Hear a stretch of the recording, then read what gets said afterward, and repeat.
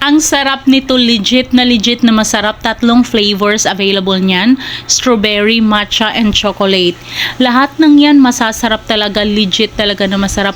Dati kasi dumadaan lang to sa FYP ko.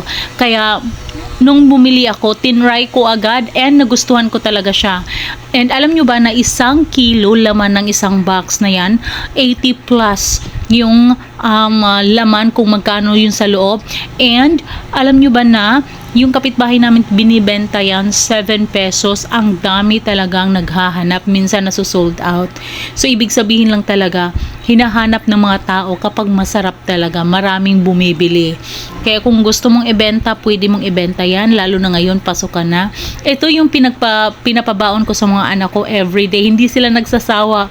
Kahit after school, naghahanap pa rin, gusto pa rin kumain. Kaya kung gusto mo rin yan, i-click mo yung yellow basket para maka-order ka. Ang bilis lang din ng kanilang shipment.